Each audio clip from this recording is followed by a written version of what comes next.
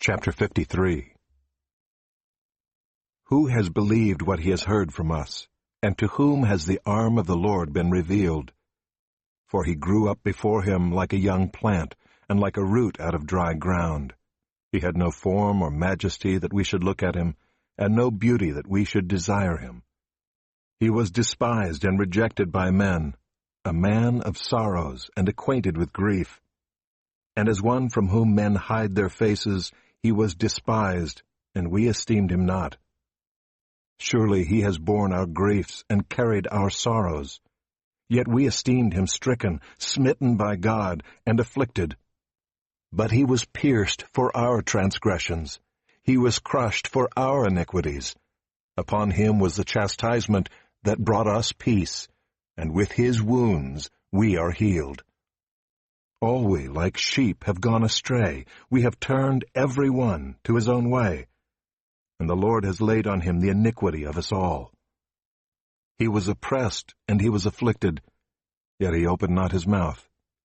Like a lamb that is led to the slaughter, and like a sheep that before its shearers is silent, so he opened not his mouth. By oppression and judgment he was taken away.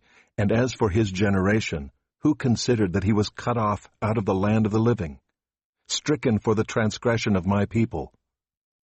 And they made his grave with the wicked, and with a rich man in his death, although he had done no violence, and there was no deceit in his mouth. Yet it was the will of the Lord to crush him. He has put him to grief when his soul makes an offering for guilt. He shall see his offspring. He shall prolong his days. The will of the Lord shall prosper in his hand. Out of the anguish of his soul he shall see and be satisfied.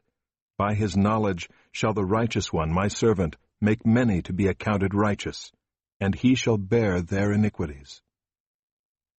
Therefore I will divide him a portion with the many, and he shall divide the spoil with the strong, because he poured out his soul to death, and was numbered with the transgressors. Yet he bore the sin of many, and makes intercession for the transgressors.